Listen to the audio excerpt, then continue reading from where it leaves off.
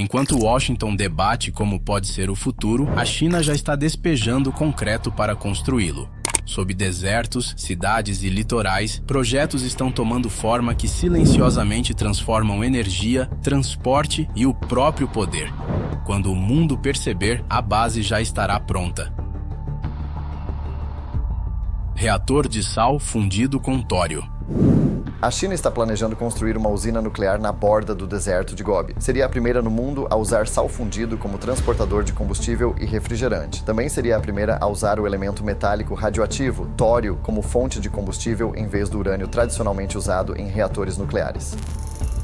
No coração do deserto de Gobi, a China está finalizando o projeto de um reator nuclear que os Estados Unidos chegaram a desenvolver, testar e depois abandonaram. A tecnologia é um reator de sal fundido com tório, comprovado como viável pela primeira vez na década de 1960 no Laboratório Nacional de Oak Ridge, antes que mudanças nas prioridades políticas encerrassem silenciosamente o programa. Diferente dos reatores convencionais movidos a urânio, os sistemas com tório e sal fundido operam sob pressão atmosférica e não em níveis extremos de contenção. Essa única diferença elimina as condições que causam derretimentos nucleares tradicionais.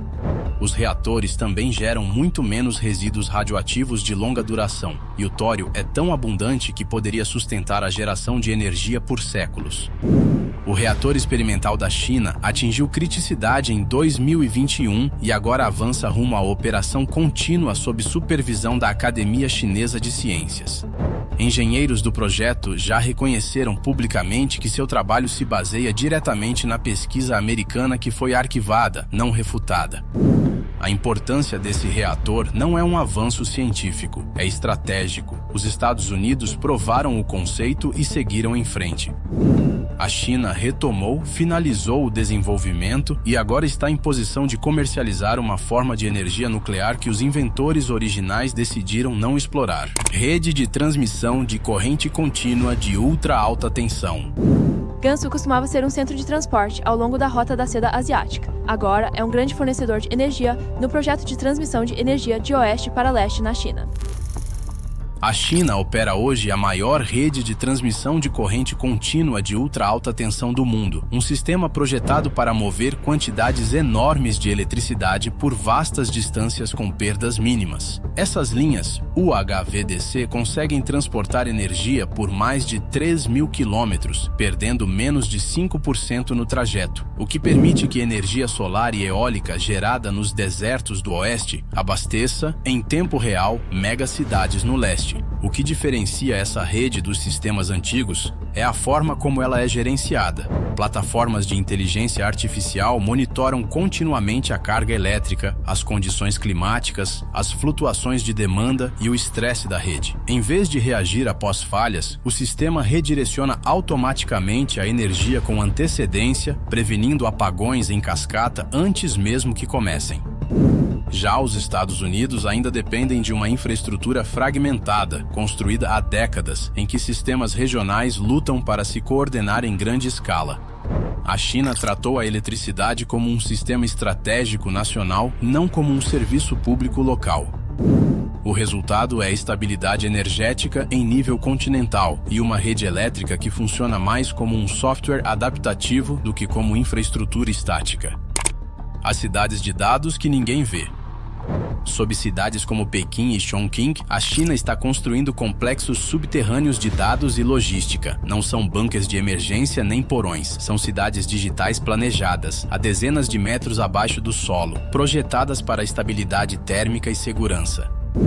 Servidores geram calor em excesso. Ambientes subterrâneos reduzem drasticamente os custos de refrigeração. Também protegem a infraestrutura contra ondas de calor, tempestades e a escassez de espaço na superfície. Algumas dessas instalações integram túneis de suprimento automatizados, permitindo que mercadorias e dados circulem sem interferir no tráfego de superfície. Enquanto os Estados Unidos ainda debatem zoneamento para data centers, a China eliminou o problema da vista. A constatação desconcertante é que grande parte da espinha dorsal digital da China agora existe em locais que satélites não conseguem observar com facilidade, construindo navios de guerra como produtos industriais. Em estaleiros costeiros, a China transformou a construção naval militar em um processo de linha de montagem. Seções de casco, sistemas de propulsão e eletrônicos são fabricados em paralelo e depois integrados. Essa abordagem modular comprime prazos que antes levavam mais de uma década. A Marinha do Exército de Libertação Popular agora lança destroyers e fragatas em um ritmo sem precedentes no mundo. Analistas do Center for Strategic and International Studies já documentaram taxas de produção que superam as dos Estados Unidos em múltiplos. Não se trata de navios superiores, trata-se de filosofia de produção. Navios de guerra deixaram de ser obras-primas feitas sob medida. Agora são produtos industriais. O impacto estratégico é simples. Os números mudam a lógica da dissuasão mais rápido do que qualquer tecnologia. Mineração sem mineradores. Na Mongólia Interior e em Xinjiang, a China opera zonas de mineração autônoma onde nenhum ser humano desce à terra. Perfuração, transporte, detonação e movimentação são realizados por máquinas coordenadas por inteligência artificial, conectadas via redes 5G e sistemas de satélite. Centros de controle em superfície supervisionam as operações em tempo real. Acidentes que antes matavam milhares de pessoas por ano são eliminados. A produção acontece de forma contínua, sem fadiga ou interrupções trabalhistas. Essas minas extraem elementos de terras raras essenciais para baterias, eletrônicos e sistemas de defesa. Os Estados Unidos importam a maior parte desses materiais. A China os garante de forma autônoma. O custo humano da mineração desaparece. A vantagem estratégica, não. Sistema digital de controle de enchentes do rio Yangtze. O rio Yangtze tem causado enchentes devastadoras há milhares de anos, moldando a história chinesa por meio de ciclos repetidos de destruição e reconstrução. A resposta moderna da China foi além do uso de barragens e diques. O rio agora é gerenciado por um sistema digital de controle de enchentes continuamente atualizado. Milhares de sensores, observações por satélite e modelos hidrológicos guiados por inteligência artificial monitoram chuvas, vazão dos afluentes, movimentação de sedimentos e o fluxo do rio desde o Planalto tibetano até o Mar da China Oriental. Esses dados alimentam plataformas de controle centralizadas que coordenam o armazenamento em reservatórios e a liberação de barragens em várias províncias, muitas vezes semanas antes do pico de cheia. Em vez de reagir aos desastres após a elevação dos níveis de água, as autoridades agora podem prever cenários de enchente com antecedência e ajustar o funcionamento das infraestruturas de acordo. As cidades rio abaixo recebem alertas prévios, o planejamento de evacuação melhora e as respostas de emergência deixam de ser gestão de crise e passam a ser mitigação controlada. O Yangtze não foi fisicamente contido além de suas margens. Ele foi modelado digitalmente e é continuamente previsto. Essa mudança da defesa reativa para o gerenciamento preditivo representa uma transformação fundamental na forma como os riscos climáticos e hídricos em larga escala são tratados. Infraestrutura urbana projetada para veículos autônomos.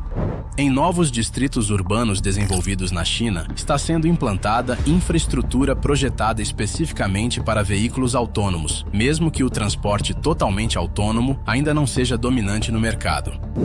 As vias são construídas com sistemas de comunicação veículo-infraestrutura, permitindo que semáforos, faixas e centros de controle troquem dados diretamente com os veículos. Os cruzamentos são redesenhados para a gestão algorítmica do tráfego, e não para os tempos de reação humanos, reduzindo pontos de conflito e congestionamento desde o planejamento. Sistemas de recarga elétrica são incorporados já na construção inicial, integrados a áreas de estacionamento, ruas e zonas logísticas, em vez de serem adicionados depois como atualizações. Essa abordagem trata autonomia e eletrificação como pressupostos básicos, não como recursos opcionais. Em contraste, os Estados Unidos geralmente esperam que as tecnologias amadureçam antes de adaptar as cidades existentes para recebê-las. A China inverte essa lógica, construindo ambientes urbanos com a suposição de que a tecnologia vai chegar e escalar.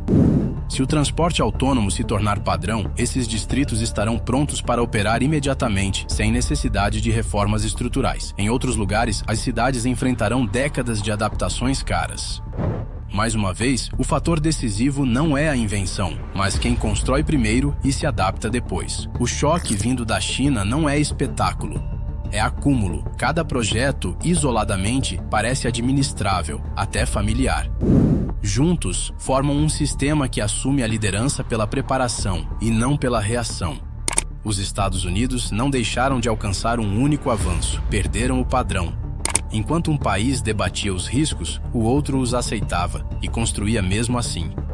Quando o futuro parecer óbvio, a China não estará revelando planos. Estará emitindo instruções a partir de uma infraestrutura que já estará em funcionamento. E até lá, recuperar o atraso já não será mais uma opção.